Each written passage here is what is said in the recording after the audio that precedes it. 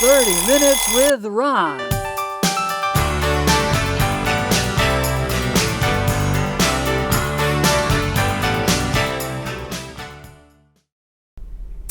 Hello, I'm Ron Gagliardi. I'm the host of 30 Minutes with Ron. I'd like to welcome you to the show. And it's been a while since I've been on. I've lost a little weight. My face is a little shrinky with wrinkles and stuff, but I'm still here. And someone else is here. Joann Dunsing is right over there. And she is a very special person because she is a rare hypnotist. Because all hypnotists are rare. There's not that many of them. So I would like to introduce you to Joann Dunsing. Well, hello, Ron, and thank you so very much. You're welcome. So rare. Oh, yes. I have been called a rare breed. Aha. Are you having fun so far? I am having fun so far, Ron. Good. All right. Well, I thought it would be cool to have a hypnotist on the show because I've always been fascinated by hypnotists, and I think some of you in the viewing audience might also be fascinated by hypnotists. And so I thought, I met her, I heard she was a hypnotist, and I thought she would be a good guest for the show. So I'm going to ask you a question. Who are you besides Joann Dunsing, or in addition to being Joann Dunsing? How did you get here? Where were you born? All that good stuff. So, who am I? I'm a wildly passionate woman. Huh? Oh my goodness. I had two wonderful parents. They both had a zest for life and a love of people and just nature. My father taught me to be to sit by a lake and just watch all of what happens. My mother was a real people person. So we would be at the Ansonia Mall a million years ago when the Ansonia Mall was back in its day, and she would nudge me and point to somebody in the mall and we'd nearly fall over laughing. Both of my parents did love people, and they loved people in different ways. Mm-hmm. So I grew up around a lot of people. I grew up with a love of people. And when I was a kid and people said, what do you want to be when you grow up? I would say, I want to be a mother. Good thing to be. Well, yeah. And actually in high school, it was my senior year of high school, and I really didn't do well in high school because I didn't want to be there. I wanted to be out in the working world. But my senior year of high school, I decided I want to be a social worker. So I said, Dad, I want to go to college. I want to be a social worker. And he said, this is true. He said, we don't do that in this family. Be a secretary. Oh. So, fast forward. Well, it feels like slow. But anyways, fast forward, 2009. I am attempting to survive the economic crash of 2008. And I stumble upon a women's expo, and there was a vendor there, and I noticed her material was all talking about the subconscious and the way that our brain works. And I said to myself, I never knew that could be a career. So indeed, I began to look into it a little bit, and I found a hypnotist who was a trainer in Guilford, and I went to see her, and ta-da! March 2009, I was certified. And in the training, she kept saying to me, are you sure you've never done this before? I was like, doesn't everybody do this? Like, I didn't understand her question, right? Don't we just all talk and do things and think about things? And she was like, no, not really, Joann. That's terrible. Curiosity, right? Einstein said to learn, we must be curious. So I was always curious. So there we go. There we are. So you apparently grew up in Ansonia. No. I grew near up in Ansonia. Huntington. Huntington. Oh, yes. Well, that's, better than not growing up in Huntington. Yeah. I visited the Ansonia Mall on occasion. My friend was a DJ there. Jack Whitten was a friend, and he was a pretty good radio DJ. Of course, I suppose you could have a TV DJ. No, they're VJs. I'm sorry. VJs. So my question was going to be, how does one become a hypnotist? Because as far as I knew, there were no hypnotism schools around. And so you happened to find someone that could help you. Yeah. So the National Guild of Hypnotists is what I'm certified with, and Barbara Herr in Guilford was an NGH certified instructor. So all I had to do was a little Google research, right? And there she was. And it's so funny. It's so funny to me because I found her, and there's a big hypnosis practice in Guilford. and Barbara's in Guilford. I don't recall ever seeing the big hypnosis practice in Guilford who also taught. Right. So perhaps a divine appointment, I don't know. I just find that things in life tend to just kind of fall into place. Yep. Some people call it serendipity. Or the law of attraction. Well, there we go. I call it divine appointments because I think it is divine. It's out of the ordinary, rare. Well, I've never seen a hypnotism practiced here sign. So I get the impression that hypnotism and hypnotists don't really push themselves to the marketplace that much. They just kind of lay back and wait for people to come to them. Well, that's an interesting thing because the big practice in Guilford, the woman who started that practice was from corporate America marketing. So she was a marketing queen, needless to say. So she did a lot of marketing. I think the average hypnotist really doesn't do a lot of marketing. Mine is all organic, and Cousin Google has been so very good to me. Cousin Google. I got a couple phone calls recently from people who are an hour away. So on Saturday, a man was driving in from Winston, Connecticut, 1 hour. Winston? Or Winstead? Winston. Actually, there's a Winston, Connecticut? Yeah, it's past, it's like the Burlington area out that way. So anywho, he's sitting in my office in Milford, and I said to him, so, how did you find me specifically on Google? And he said, well, I typed in hypnotist near me. I said, oh, Cousin Google, thank you, thank you, thank you. 1 hour away. I know of an excellent hypnotist in Burlington, which is right there by him. Right. She's probably done far more marketing than I have. So, how do people show up? How do we show up? How don't we show up? Cousin Google. Cousin Google. And of course, you now have this wonderful tape that you can use and let people see, hey, there's me on that 30 Minutes with Ron show. With that guy, Ron. That guy, Ron. That guy. And so now you've become a hypnotist, and you're not doing anything else for gainful employment. You're just hypnotizing people. Yes. It must have been a little slow at the beginning. Well, it was interesting because you know how it goes. You juggle. Not unless you really have a lot of money sitting in the bank, but that wasn't my case. So I was juggling, and finally 2018 is the year when I pretty much went like 100% full time. So again, how do people come to me? I have a website. On the website, my website guy is big in blogging. Well, I don't blog as often as I should, but his thing is, the more you blog, the more Cousin Google brings people to you. So my website is the primary thing, but then I do things in Milford Patch magazine online. I'm in 10 best with Natural Awakening magazine. Is that right? No, Nutmeg. Oh, Nutmeg. Well, we'll forgive you. Nutmeg. So I'm in the 10 best. Nice. So 2018 was the first year that I was contacted by the publisher with an email. The email said, hey, you're in the top 10 best, congratulations. I really called the publisher and I said, hi, there's a mistake here. I've received this, and she said, I'm the publisher. I'm like, I know. That's why I'm calling you. And she said, no, Joann, this isn't a mistake. You really got voted. I really said to her, did you vote for me? She said, Joann. Somebody must have. She said, I can't. Point being, again, how in the world did that happen? Yeah, magic.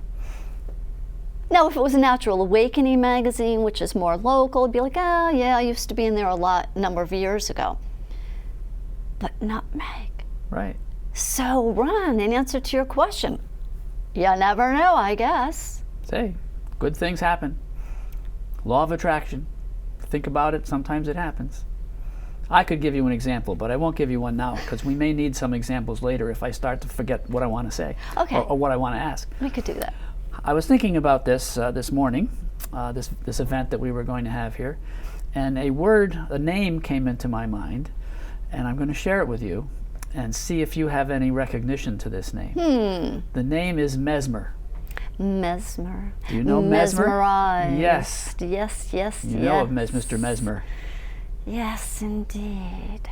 Mesmerized. Yes, so that's basically the only synonym I know for hypnotize.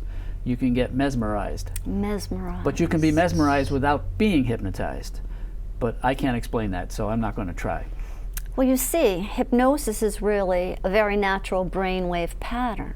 Ah. So if you were mesmerized, then it may have been that Mr. Mesmer may have intentionally hypnotized you. So then you were mesmerized. But if I'm just looking off at a cloud, I could be mesmerized by the cloud. And it could bring me back to when I was a kid, laying out in the yard with my neighbors, eating the rhubarb straight from the garden, going, I see an elephant, I see a clown. And they would be saying, I see nothing. I'm like, are you kidding me? How can Look you at not? it, and this and that, yeah. So to be mesmerized, yes, a brainwave pattern. Hypnosis, it's a natural brainwave pattern. Same brainwave pattern we experience right before falling asleep at night and right upon awakening in the morning. Many of our greats purposefully used that time. Many of our greats didn't even sleep for like extended periods of time, like 6 hours, 8 hours, because they knew if they could tap into that brainwave pattern, ta-da, they would have the very thing that they had been working on consciously but couldn't get the answer to. Interesting. It is said that Napoleon, I learned this in my hypnosis training, well, actually my yoga nidra training. Anywho, that's yoga of the mind. I love it. Oops. Oops. Watch out. So, I read in my yoga nidra training that Napoleon would be like in the heat of battle, and he would say to his men, 20 minutes. And they would all be like, this is when we die. Because they knew what he meant. He was going to throw out his bearskin rug. He was going to close his eyes. He was going to hypnotize himself. They would hear his snoring. I could just imagine how many of them would really be saying, hey, look, last time he came out and he saved the day, but that might not happen today. I don't know, but at any rate, it is said that Napoleon would do that. And then he would come out of that hypnotized state, the trance state, the natural state that he put himself back in, and he would lead his men to victory. Goodness gracious, who knew? Because he had to get out of his mind. He had to get out of his mind to find his mind. He had to get out of that analytical, logical mind, because perhaps everything that he knew was not going to be what he needed in that particular battle, at that particular time. That's pretty crazy. Oh, it's great stuff. Well, That's why people will say sleep on it. I'm sorry, people will say sleep on it. Because if you sleep on it, then upon awakening, you may have the aha moment. Okay. Now, we're talking about hypnotism, obviously, and it seems to be that there's different kinds of hypnosis. And so you mentioned 2 different kinds. Could you explain to our viewing audience the difference? Now, which 2 are you referring to? Stage. Okay. That's the one. And the one that you practice, which I don't even know what you call it. So, stage hypnosis. That's what we see on the stage shows. My hat is off to the stage hypnotist, because they have got to know their business real well. Because right there on the spot, they're asking for volunteers. They have to determine, is this person a people pleaser? Will this person do anything I ask them to do? It could be the shyest person on planet Earth, but if they're a people pleaser, they're going to do whatever that hypnotist wants them to do. So the hypnotist will often lean in, say something to the person, and in just a matter of seconds, he or she has to decide, is this that personality that I need up there or not? If not, then of course, the hypnotist will smile and tell them to go back to their seat. So the hypnotist gets them all up there on the stage, right? Oftentimes what you will see is called an arm jerk. They'll pull the arm, they'll kind of slam the shoulder and yell, sleep. That creates a brain shock. I wondered why they do that. But you'll also see some people there are not hypnotized. Right. So he or she gets rid of them. Well, or he just tries to be like, I see it, it's okay, Yeah. just go along with it. I don't do that with my clients. As a matter of fact, I have to tell you, in my training, when we had to learn that, I cried. Goodness I cried. gracious. And Barb was like, Joann, what's up? I was like, this feels violent to me. I don't like this. Oh my goodness. Yes. So Yes. Barb is wonderful. So we had to do a little soothing and all that jazz to get me through it. And then she had me do it in a much more gentle way. So my work is gentle. My work is more along the lines of what we would call therapeutic. I'm not a licensed healthcare provider. That being said, I am a hypnotist, not a hypnotherapist, even though we do modalities of therapy. Ah. So I'm not going to be screaming at somebody, but if somebody wants to quack or bark, they can. Quack. Bark, bark. Well, speaking of that, I think it's time in the show that you get to hypnotize moi. Are you ready? I was just going to say, are you ready, Ron? I'm ready. So, what's your favorite color today? Blue. Blue. Blue, blue, blue, blue. Look at that, you have on a blue shirt. So, imagine, picture, pretend your very own favorite shade of blue. Let it be as a liquid light of relaxation flowing into your head and all the way through your body, perhaps even out of the tips of your toes. Your color blue relaxing you. And you may close your eyes, shutting out the outer stimulation and really focusing on your favorite shade of blue. And letting it be as a liquid light of relaxation. Perhaps it has a vibration to it or not. Perhaps it has a warmth or a coolness or not. But one thing for sure is it's your blue liquid light of relaxation. It is just right for you because you make it to be so. So allowing that liquid light of blue relaxation to flow into your head and all the way through your body, perhaps even out of the tips of your toes. Some people like their liquid blue light of relaxation to feel like a wave. Some like it to be like a warm blanket. What do you like yours to be like, Ron? Fish. Fish. Blue fish, Ron? Yes, and blue butterflies. Blue fish and blue butterflies. And tell me, Ron, are you in the ocean? Are you in a field? I'm floating. You're floating. You're floating. You're floating. What's that floating temperature where you are? Warm. It's warm. And what do you see around you? You see blue fish. You see butterflies. What else do you see there? Vegetation. Vegetation. Like something good to eat? Nope, just decorative. Decorative vegetation. And how do you feel being there?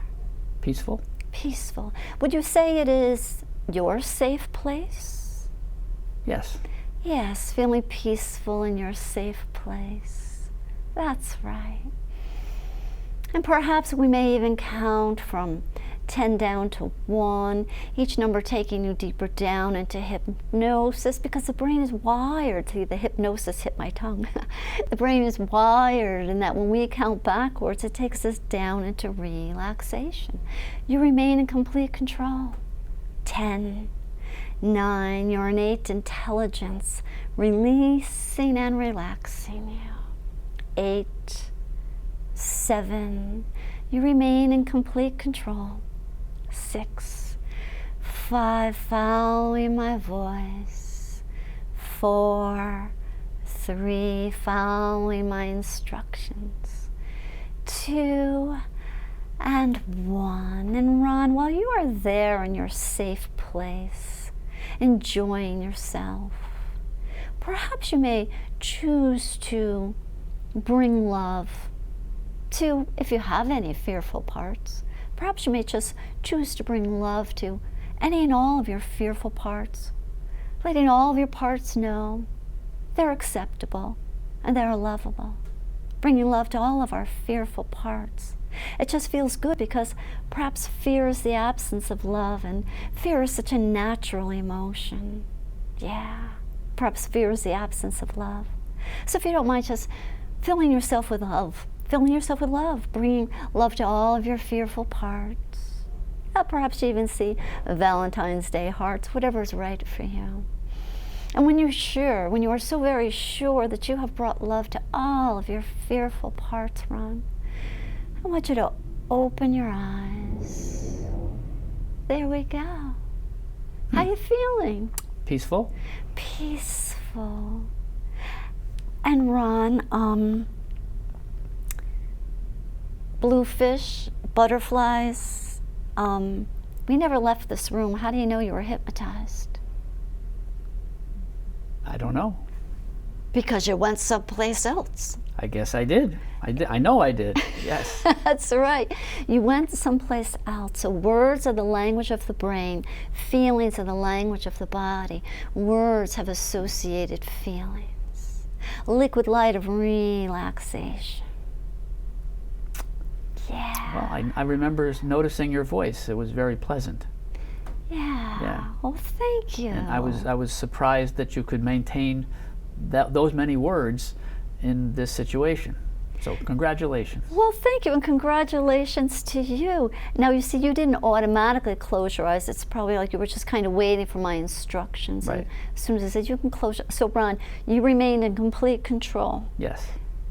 You answered whatever I had to say to you. We never left this room, but there were blue fish and butterflies. Hypnosis, in hypnosis, someone who was afraid of riding an elevator, in hypnosis, I can have them stepping up to the very elevator that they want to ride because maybe they want to go visit a dear friend in the hospital.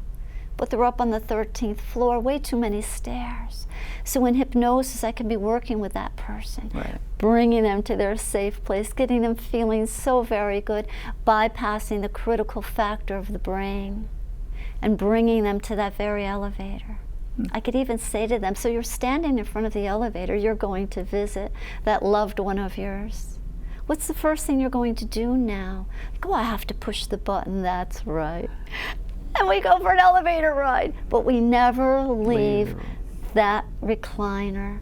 They're fully supported in the recliner the whole time. And if at any time they wanted to open their eyes and say, Joann, you're really scaring me over here, I'd be like, okay. And then maybe we would start using the tapping modality, emotional freedom techniques, and maybe we would just start tapping. I feel those feelings. I don't like them, but the truth is I am safe. I'm here in a recliner. I feel those feelings. We acknowledge it. I don't like them. We release them. Yep. Gone. The truth is I am safe. We acknowledge the truth. I am safe. So thank you, Ron. Well, thanks for the experience. You're welcome. And it's possible some of the viewers might now have the experience as well. And they may be home snoozing in their recliner. Yeah. And speaking viewers, you have certain types of clients. Without naming them specifically, what kind of clients come to you? Groups, people, well, obviously people, but Yeah, there they're could be people, groups yeah, I too, know. yes.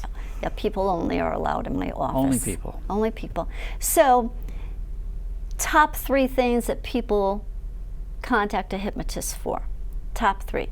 Weight loss, stress/anxiety, and then the third thing is smoking cessation. And then, of course, people come to me because maybe they're contemplating divorce, and maybe they need to work through all of what's going on. And with these modalities where we are just releasing, where we're using these other parts of our brain, getting out of that critical factor, they can come to many feelings of, yeah, this feels right. That doesn't feel right, and I see what it's doing to my life. So there's been a few people who have come to me contemplating divorce, and in time, short time, 3 sessions maybe, knowing this is what is right for me, to respectfully, lovingly, depart. And then, of course, there's the weight loss. I had a client come to me, a professional retired man in his mid-50s, and he came to me for weight loss. And he told me that his psychiatrist told him he doesn't have satiation. No satiation. No satiation. None. It's hard to say. None. I know it is hard to say.